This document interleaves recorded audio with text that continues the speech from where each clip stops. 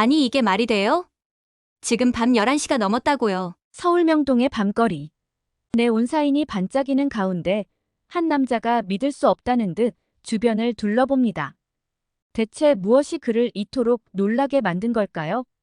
오늘의 사연, 지금 시작합니다. 잠깐만요. 1초면 가능한 좋아요 버튼을 눌러주시면 영상 제작에 큰 힘이 됩니다. 안녕하세요, 여러분. 제 이름은 호세 가르시아입니다. 멕시코 국영 방송국의 다큐멘터리 PD로 15년째 일하고 있어요. 멕시코는 아름다운 해변과 마야 문명의 유적지로 유명하지만 그 이면에는 우리가 직면한 어두운 현실이 있답니다. 아침 뉴스를 틀면 늘 이런 소식이 흘러나옵니다. 마야 카르텔 간의 총격전, 무고한 시민들의 희생, 이제는 그저 일상이 되어버린 우리 멕시코의 모습이죠. 제가 PD로서 첫 큰 프로젝트를 맡은 것은 5년 전이었어요. 주제는 멕시코의 숨은 보물들이었죠. 전국의 아름다운 관광지를 돌아다니며 촬영하는 정말 신나는 일이었답니다. 티칼마야 유적지의 웅장한 피라미드, 칸쿤의 에메랄드빛 해변, 과나우아토의 알록달록한 골목길, 카메라에 담긴 멕시코는 그야말로 천국 같았어요. 하지만 카메라 밖 현실은 달랐습니다. 잠깐만요. 여기서 더 들어가긴 위험해요. 현지 가이드의 말에 저희 팀은 촬영을 중단해야 했어요. 아름다운 해변 뒤편 마을이 마야 카르텔의 영역이라는 거였죠. 그때 처음 깨달았어요. 우리가 보여주는 멕시코의 모습이 얼마나 왜곡되어 있는지를요. 그 후로 저는 조국의 진짜 모습을 카메라에 담기로 결심했습니다. 그리고 그 결정이 저를 멕시코의 어두운 현실과 마주하게 만들었죠. 작년 겨울, 저는 시날로아 주의 한 작은 마을에 있었어요. 마야 카르텔 간 충돌로 마을 전체가 공포에 빠진 상황이었죠. 탕탕탕, 총성이 울려 퍼지는 와중에도 저희는 카메라를 껐다 켰다 하며 촬영을 이어갔어요. 그때 한 소년이 제게 다가왔어요. 겨우 10살 정도로 보이는 아이였죠. 아저씨, 우리 마을 이야기 꼭 전해주세요. 우리도 평화롭게 살고 싶어요. 그 아이의 눈빛을 잊을 수가 없어요. 두려움과 희망이 뒤섞인 눈빛이었죠. 그 순간 저는 깨달았어요. 제가 만드는 프로그램이 단순한 다큐멘터리가 아니라 우리 국민의 목소리를 전하는 통로라는 걸요. 하지만 현실은 냉혹했습니다. 방송 이후 협박 전화가 걸려왔고 제작팀 중 한 명은 괴한들에게 폭행을 당하기도 했어요. 그럼에도 우리는 멈출 수 없었습니다. 왜냐고요? 이건 우리의 삶이고 우리 아이들의 미래니까요. 멕시코의 문제는 단순히 치안 불안뿐만이 아닙니다. 빈부격차는 날로 심해지고 있어요. 화려한 리조트 바로 옆에 빈민가가 있는 광경을 보신 적 있나요? 저는 봤어요. 그리고 그 모순된 풍경에 가슴이 아팠죠. 호세, 우리 애들 좀 찍어주면 안 돼요? 텔레비전에 나오면 좋겠어요. 빈민가의 한 어머니가 그렇게 말씀하시더라고요. 카메라를 들이대자 아이들은 신나서 웃었어요. 하지만 그 뒤로 보이는 허름한 집들과 쓰레기 더미를 보며 저는 또다시 무력감을 느꼈습니다. 실업 문제도 심각해요. 젊은이들이 일자리를 찾지 못해 범죄의 유혹에 빠지는 경우가 너무 많아요. 제 조카 미겔도 그랬죠. 대학을 졸업하고도 일자리를 구하지 못해 결국 삼촌, 나 이제 어떡하지? 카르텔에서 일하라고 계속 꼬드기는데 미겔의 고민을 들으며 저는 우리 사회가 얼마나 많은 젊은이들을 절망에 빠뜨리고 있는지 실감했어요. 그리고 최근에는 나르코 컬처라는 게 유행하고 있어요. 카르텔 보스들의 화려한 생활을 동경하는 문화죠. 명품, 호화로운 파티, 권력, 이런 것들이 젊은이들을 유혹하고 있어요. 하지만 그 이면에는 끔찍한 폭력과 범죄가 있다는 걸 많은 사람들이 모르고 있어요. 2006년부터 2012년 사이에만 2만 명이 넘는 사람들이 전쟁으로 목숨을 잃었다는 사실을요. 하지만 이런 상황 속에서도 희망은 있었어요. 시민들이 자발적으로 모여 범죄 예방 활동을 하는 모습, 청년들이 새로운 비즈니스 아이디어로 일자리를 만들어내는 모습, 이런 작은 노력들이 모여 언젠가는 변화를 만들어낼 거라고 믿었죠. 하지만 솔직히 말하면 가끔은 절망감에 빠질 때가 있어요. 그럴 때마다 저는 그 어린 소년의 눈빛을 떠올리며 다짐했죠. 어떻게든지 우리 멕시코를 변화시키겠다고 말이죠. 우리나라가 항상 위험하고 불안정했던 것은 아니었어요. 믿기 힘들겠지만 불과 얼마 전까지만 해도 멕시코는 지금과는 완전히 다른 모습이었답니다. 며칠 전 저는 90년대 중반부터 2010년까지의 멕시코 경제와 사회 상황에 대해 조사하고 있었어요. 그러다 우연히 발견한 오래된 신문 기사 하나가 제 눈길을 사로잡았죠. 1995년 삼성전자가 티juana에 TV 생산 공장을 세웠다는 내용이었어요. 호기심에 이끌려 더 찾아보니 그 즈음 LG전자도 멕시코에 진출했다는 사실을 알게 됐어요. 세상에 이런 일이 있었다니. 하고 깜짝 놀랐죠. 계속 조사를 하다 보니 2000년대 초반에는 현대모비스가 그리고 얼마 뒤에는 기아자동차까지 우리나라에 들어왔다는 걸 알게 됐어요. 그리고 이 한국 기업들의 진출이 우리 경제에 엄청난 영향을 미쳤다는 사실도요. 자료에 따르면 한국 기업들의 투자로 수만 개의 직접 일자리와 더 많은 간접 일자리가 생겼다고 했죠. 특히 티우아나, 몬테레이 같은 도시들이 크게 발전했죠. 경제가 좋아지니 자연스럽게 치안도 안정됐더라고요. 일자리가 늘어나고 지역 경제가 활성화되면서 사람들이 범죄에 빠질 이유가 줄어든 거예요. 그런데 더 놀라운 건 1995년부터 2010년까지 우리나라가 상대적으로 안정적이었다는 거예요. 지금과는 너무나 다른 모습이었죠. 그 시절 멕시코를 찍은 사진들을 보면 정말 감회가 새로워요. 특히 멕시코시티 근처의 피라미드 유적지 사진이 제 마음을 사로잡았어요. 웅장한 피라미드와 주변의 푸른 풀이 어우러진 모습이 정말 아름답더라고요. 그 사진을 보면서 문득 이런 생각이 들었어요. 세계 곳곳에 비슷한 형태의 피라미드가 있다는 게 너무 신기하더라고요.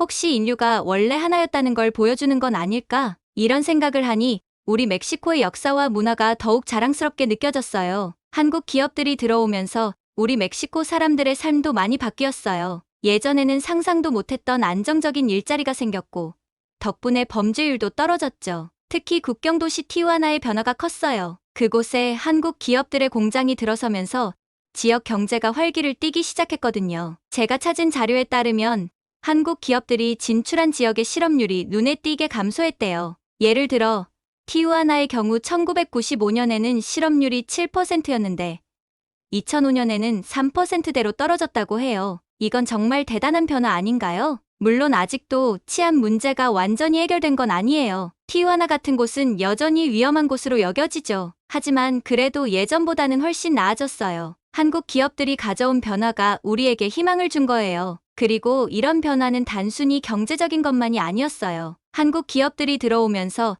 우리 멕시코 사람들의 일하는 방식도 바뀌기 시작했대요. 한국식 경영 방식, 특히 근면성실함과 책임감을 중요시하는 문화가 우리 사회에 조금씩 스며들기 시작한 거죠. 예를 들어 한 인터뷰 기사를 보니 삼성전자 티후아나 공장에서 일하는 멕시코 직원이 이런 말을 했더라고요. 한국 기업에서 일하면서 시간 개념이 완전히 바뀌었어요. 이제는 10분 일찍 출근하는 게 습관이 됐죠. 이런 작은 변화들이 모여서 우리 사회 전체를 변화시키고 있는 거예요. 또 다른 흥미로운 점은 교육에 대한 인식 변화예요. 한국 기업들이 직원들의 교육과 훈련에 많은 투자를 하는 걸 보면서 우리 멕시코 사람들도 교육의 중요성을 더 깊이 깨닫기 시작했대요. 실제로 한국 기업들이 진출한 지역의 대학 진학률이 눈에 띄게 증가했다는 통계도 있더라고요. 이런 걸 알게 되니 우리나라도 변할 수 있다는 희망이 생겼어요. 지금은 비록 어렵고 위험하지만 우리도 노력하면 바뀔 수 있다는 걸 보여주는 증거니까요. 한국이 우리에게 보여준 건 단순히 경제적인 성공이 아니었어요. 그들의 근면성실함, 교육에 대한 열정, 그리고 국가 발전을 위해 하나로 뭉치는 모습, 이런 것들이 우리에게 새롭게 다가왔죠. 물론 모든 게 장밋빛은 아니었어요. 한국 기업들의 진출로 인한 부작용도 있었죠. 일부 지역에서는 환경 문제가 대두되기도 했고 노사 갈등이 발생하기도 했어요. 하지만 이런 문제들도 시간이 지나면서 조금씩 개선되었죠. 우리가 한국의 좋은 점은 배우되 우리의 문화와 가치도 지켜나가는 게 중요하다는 걸 깨달은 거죠. 그래서 저는 결심했어요. 이 이야기를 더 깊이 파고들어야겠다고요. 한국 기업들이 어떻게 우리나라를 변화시켰는지, 그리고 우리가 거기서 무엇을 배울 수 있는지 알아내야 했죠. 그래서 한국 기업들이 진출해 있는 지역으로 직접 취재를 떠나기로 했답니다. 이 과정에서 저는 많은 사람들을 만났어요. 한국 기업에서 일하는 멕시코 직원들, 지역 정부 관계자들, 그리고 일반 시민들까지 그들의 이야기를 들으면서 우리 멕시코의 과거와 현재, 그리고 미래에 대해 더 깊이 이해할 수 있었죠. 특히 기억에 남는 건 티후아나의 한 노인과의 대화예요. 그분은 삼성 공장이 들어오기 전과 후의 티후아나를 모두 경험하셨대요. 예전에는 이 동네가 정말 위험했어요. 밤에는 절대 나갈 생각도 못했죠. 하지만 지금은 달라요. 거리에 가로등도 더 많이 생기고 사람들도 더 활기차졌어요. 물론 아직 갈 길이 멀지만 그래도 변하고 있다는 게 느껴져요. 이런 이야기들을 들으면서 저는 우리 멕시코의 가능성을 다시 한번 확인할 수 있었어요. 우리도 할 수 있다는 희망, 그리고 더 나은 미래를 만들어갈 수 있다는 믿음이 생긴 거죠. 이 모든 것을 직접 눈으로 보고 싶었어요. 한국 기업들이 어떻게 이런 변화를 만들어냈는지, 그들의 문화와 경영 방식은 어떤지 더 깊이 알고 싶었죠. 그래서 저는 큰 결심을 했어요. 바로 한국을 직접 방문하기로 한 거예요. 한국이라 지구 반대편에 있는 나라죠. 언어도 다르고 문화도 다르지만 그들이 우리 멕시코에 가져온 변화를 생각하면 꼭 가봐야 할 것 같았어요. 우리의 미래를 바꿀 수 있는 답이 그곳에 있을 것 같았거든요. 그렇게 저는 한국행 비행기표를 끊었어요. 긴 비행 시간 동안 저는 설렘과 긴장감으로 가득 찼죠. 과연 어떤 모습일까? 우리가 배울 수 있는 게 정말 있을까? 이런 생각들로 머릿속이 복잡했어요. 하지만 한 가지 확실한 건 이 여행이 저와 우리 멕시코에 새로운 희망을 가져다 줄 거라는 믿음이었어요. 그래서 저는 용기를 내어 한국으로 떠나게 되었답니다. 한국에 도착한 첫날부터 저는 충격의 연속이었어요. 그 중에서도 가장 놀라웠던 건 바로 치안이었죠. 멕시코와는 완전히 다른 세상 같았어요. 인천 국제공항에 도착했을 때부터 느낌이 달랐어요. 공항 곳곳에 설치된 CCTV가 눈에 띄었죠. 처음엔 좀 불편한 느낌이 들었어요. 왜 이렇게 감시가 심한 걸까? 하고 말이에요. 하지만 가이드가 설명해 주더라고요. 이 CCTV들은 우리의 안전을 지켜주는 거예요. 범죄 예방에 큰 도움이 되죠. 그 말을 듣고 보니 CCTV가 불편하기보다는 오히려 안심이 되더라고요. 실제로 한국에서는 CCTV가 범죄 해결에 큰 역할을 한다고 해요. 가이드는 2019년 통계를 보면 CCTV 덕분에 해결된 범죄가 무려 26,000건이 넘는다고 말해주었죠. 호텔에 체크인하고 잠시 쉬고 있는데 가이드가 제안하더라고요. 호세 씨, 잠깐 근처 산책 어떠세요? 전 깜짝 놀랐어요. 이 시간에요? 위험하지 않나요? 가이드는 웃으면서 대답했죠. 한국은 밤에도 안전해요. 걱정 마세요. 반신반의하며 밖으로 나갔는데 정말 놀라운 광경이 펼쳐졌어요. 밤 11시가 넘었는데도 거리엔 사람들이 가득했어요. 젊은 여성들이 혼자 걸어다니고 심지어 공원에서 운동하는 사람들도 있더라고요. 멕시코였다면 상상도 못할 일이에요. 이게 정말 현실인가요? 제가 물었죠. 가이드는 고개를 끄덕였어요. 한국은 세계에서 가장 안전한 나라 중 하나예요. 총기 소지도 불법이고 강력범죄도 매우 적어요. 그 말을 듣고 저는 더 궁금해졌어요. 총기 소지가 불법이라고요. 어떻게 그게 가능한가요? 가이드는 자세히 설명해 주었어요. 한국에서는 일반 시민들의 총기 소지가 철저히 금지되어 있대요. 총을 소지하려면 아주 특별한 경우에 한해서만 허가를 받을 수 있고 그마저도 엄격한 관리하에 이뤄진다고 해요. 그래서 한국에서는 총기 관련 범죄가 거의 없다고 했죠. 2019년 한 해 동안 총기 사건이 단 한 건도 없었대요. 이 말을 듣고 저는 깜짝 놀랐어요. 멕시코에서는 하루에도 수십 건의 총기 관련 사건이 일어나는데 1년 동안 단 한 건도 없다니요. 믿기 힘들었죠. 다음 날 서울 시내를 돌아다니면서 더 많은 것들을 보고 느꼈어요. 지하철을 탔을 때도 놀랐어요. 뒷토주머니에 지갑을 넣고 다니는 사람들이 꽤 많더라고요. 그들은 도난 걱정을 전혀 하지 않는 것 같았어요. 멕시코에선 상상도 못할 일이죠. 잠시 들른 카페에서는 더 놀라운 광경을 봤어요. 한 여성이 노트북과 가방을 테이블에 그대로 둔 채 밖으로 나가더니 10분이나 지나서 돌아왔어요. 그동안 아무도 그 물건들을 건드리지 않았죠. 이런 게 어떻게 가능하죠?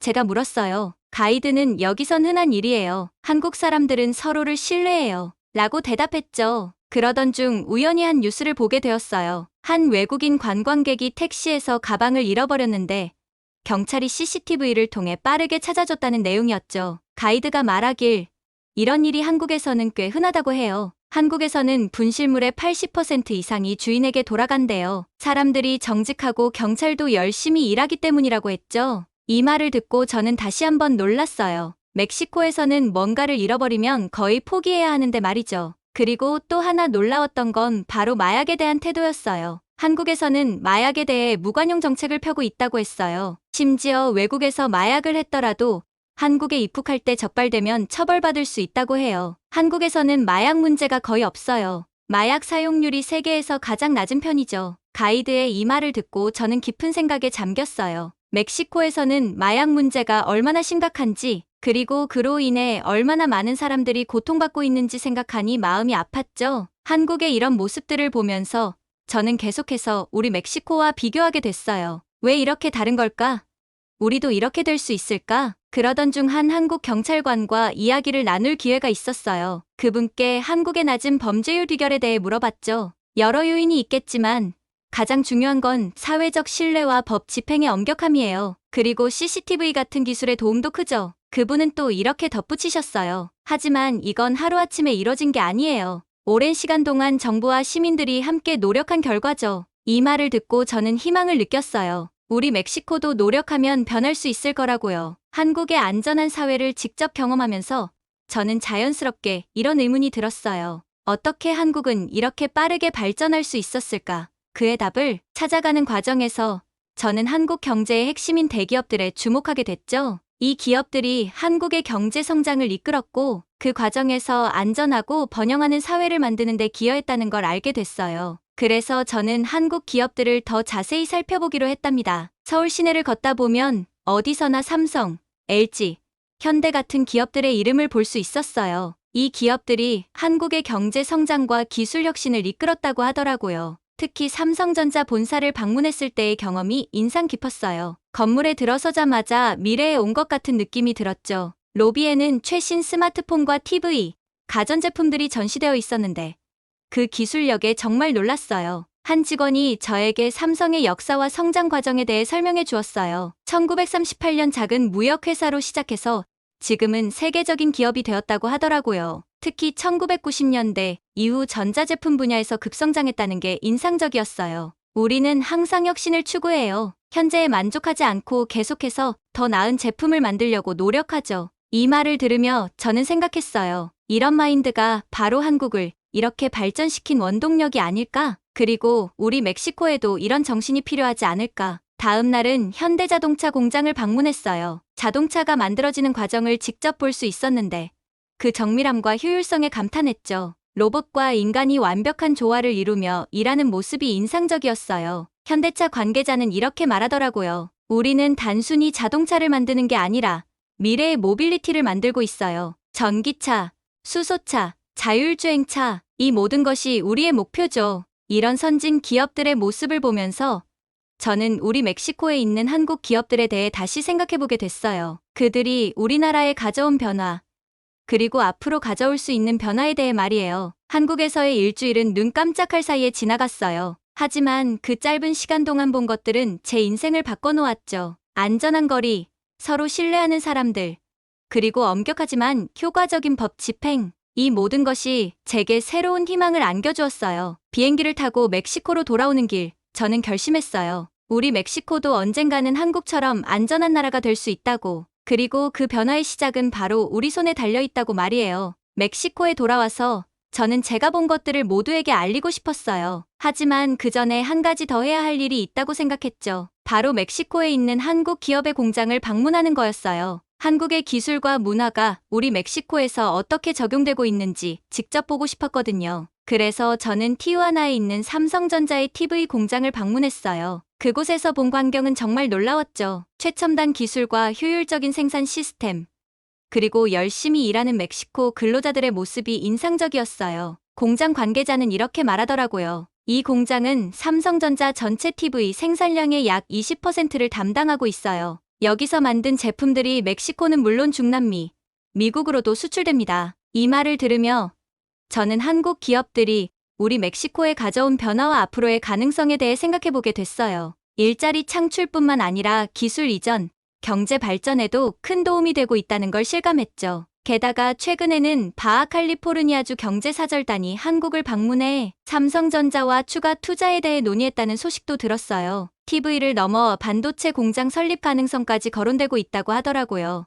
이 모든 경험을 바탕으로 저는 특별 다큐멘터리를 만들기로 결심했어요. 한국에서 배우는 안전하고 번영하는 사회라는 제목으로요. 이 다큐멘터리에서는 한국의 안전한 거리와 발전된 기술, 그리고 멕시코에서 성공적으로 운영 중인 한국 기업들의 모습을 담아냈죠. 다큐멘터리에서 저는 한국의 안전한 거리, CCTV 시스템, 엄격한 총기 규제, 마약에 대한 무관용 정책 등을 자세히 다뤘어요. 그리고 이런 것들이 어떻게 사회를 변화시켰는지, 우리 멕시코는 무엇을 배울 수 있는지에 대해 이야기했죠. 방송이 나간 후 반응은 뜨거웠어요. 많은 사람들이 놀라워했고 변화의 필요성에 공감했죠. 정부 관계자들도 관심을 보였어요. 우리도 CCTV를 더 설치하고 총기 규제를 강화해야 해요. 마약 문제 해결을 위해 더 강력한 정책이 필요해요. 라는 의견들이 나왔어요. 이런 반응에 고무되어 저는 한국의 경제 기적 시리즈를 기획하기로 했어요. 첫 번째 에피소드는 한국의 교육 시스템에 초점을 맞췄죠. 우리는 서울의 대학들과 기업 연구소를 방문해 현장의 모습을 담았어요. 방송에서는 한국의 대학생들이 밤늦게까지 도서관에서 공부하는 모습, 기업들이 대학과 협력해 연구 프로젝트를 진행하는 장면들을 보여줬어요. 특히 삼성전자의 연구소를 방문했을 때 젊은 엔지니어들이 열정적으로 일하는 모습은 많은 시청자들에게 깊은 인상을 남겼죠. 두 번째 에피소드에서는 한국의 수출 중심 정책을 다뤘어요. 부산항의 대규모 컨테이너 터미널, 현대자동차의 생산 라인, 그리고 중소기업의 수출 성공 사례 등을 소개했죠. 시리즈가 방영되면서 멕시코 전역에서 변화의 바람이 불기 시작했어요. 대학생들 사이에서는 공학과 기술 분야에 대한 관심이 높아졌고, 기업들은 수출 전략을 재검토하기 시작했죠. 정부도 움직였어요. 교육부는 이공계 대학에 대한 지원을 확대하겠다고 발표했고, 산업통상부는 수출 기업에 대한 새로운 지원 정책을 내놓았어요. 물론 비판의 목소리도 있었어요. 우리는 한국이 아니에요. 우리만의 길을 찾아야 해요. 라는 의견도 있었죠. 하지만 대부분의 사람들은 변화의 필요성에 공감했어요. 시리즈의 마지막 에피소드에서 저는 이렇게 마무리했어요. 우리는 한국을 그대로 따라할 필요는 없습니다. 하지만 그들의 열정과 노력, 그리고 혁신 정신은 분명 배울 점이 있어요. 이제 우리 멕시코만의 길을 찾아 나설 때입니다. 이 다큐멘터리 시리즈는 멕시코 방송 역사상 가장 높은 시청률을 기록했고, 전국적인 토론의 장을 열었어요. 저는 이를 통해 우리 사회에 작은 변화의 씨앗을 뿌렸다고 믿어요. 다큐멘터리 시리즈가 방영된 후 제 인생이 완전히 바뀌었어요. 거리를 걸을 때마다 사람들이 알아보고 말을 걸어왔죠. 호세 씨, 당신 덕분에 희망을 얻었어요. 이런 말을 들을 때마다 가슴이 뭉클해졌어요. 어느 날은 한 젊은이가 다가와 이렇게 말하더라고요. 저도 한국에 가서 공부하고 싶어요. 어떻게 하면 될까요? 우리 젊은이들의 눈빛이 달라지고 있다는 걸 느꼈죠. 하지만 모든 게 장밋빛은 아니었어요. 어느 날 밤, 집으로 돌아오는 길에 갑자기 낯선 사람들이 저를 둘러쌌어요. 순간 온몸에 식은땀이 흘렀죠. 당신이 호세지. 우리 비즈니스에 왜 괜한 참견이야. 마약 카르텔 사람들이었어요. 그 순간 한국에서 보았던 안전한 거리가 떠올랐어요. 우리도 언젠가는 저렇게 될 수 있을 거야. 이 생각으로 용기를 내어 그들과 대화를 시도했죠. 여러분도 자녀가 있잖아요. 그 아이들의 미래를 위해서라도 우리가 변해야 해요. 놀랍게도 그들 중 한 명이 잠시 망설이더니 내 딸, 의사가 되고 싶어 해. 라고 말했어요. 그 순간 저는 희망을 봤어요. 우리 모두가 변화를 원하고 있다는 걸 말이죠. 이후로 저는 더 열심히 일했어요. 마약 문제, 총기 폭력, 교육 문제, 한국의 사례를 바탕으로 우리의 현실에 맞는 해결책을 찾아 다큐멘터리로 만들었죠. 때로는 위험하기도 했지만 포기할 수 없었어요. 우리가 함께 노력한다면 불가능은 없다고 믿었죠. 언젠가 제가 만든 다큐멘터리의 제목이 멕시코의 기적이 되는 날을 꿈꾸며 오늘도 저는 카메라를 들고 거리로 나섭니다. 우리 멕시코도 한국처럼 세계가 주목하는 안전하고 번영하는 나라가 되길 간절히 바라봅니다. 그날이 오면 저는 꼭 한국을 다시 방문하고 싶어요. 그리고 이렇게 말하고 싶습니다. 여러분의 경험과 노력이 우리 멕시코의 희망이 되었습니다. 한국, 고맙습니다. 오늘 사연은 여기까지입니다. 멕시코 방송 PD의 한국 방문과 변화의 여정 어떠셨나요? 한국의 안전과 번영을 직접 체험하고 그 경험을 바탕으로 멕시코의 변화를 꿈꾸게 되는 여정이 감동적이었습니다. 한국의 안전한 사회 시스템, 혁신적인 기술력, 그리고 교육에 대한 열정이 세계적으로 인정받고 있다는 사실에 자부심을 느낄 수 있었습니다. 특히 한국 기업들의 해외 진출이 현지 경제 발전에 큰 도움이 되고 있다는 점이 인상 깊었습니다. 한국의 경험과 노하우가 다른 나라의 발전에 영감을 줄 수 있다는 사실을 다시 한번 확인할 수 있었습니다. 여러분은 한국의 발전 모델이 다른 나라에 적용되는 것에 대해 어떻게 생각하시나요? 앞으로 한국이 세계 속에서 어떤 역할을 해야 할지 여러분의 의견을 댓글로 남겨주세요. 여러분의 생각이 궁금합니다. 감동 뭉클에서는 여러분의 소중한 마음을 모아 사연 주인공들에게 전해드리고 있습니다. 여러분 주변에 감동적이거나 재미있는 실제 사연들을 제보받고 있으니 언제든 저희 공식 메일로 제보해주세요. 여러분이 보내주신 사연이 다음 영상의 주인공이 될 수 있습니다. 오늘 들려드린 사연이 마음에 드셨다면 구독과 좋아요 눌러주시고 주변 분들과도 공유해주세요. 여러분의 작은 관심과 응원이 더욱 좋은 콘텐츠를 만드는데 큰 힘이 됩니다. 이상 감동 뭉클이었습니다. 끝까지 시청해주셔서 감사합니다. 다음에 더 감동적인 사연으로 찾아뵙겠습니다.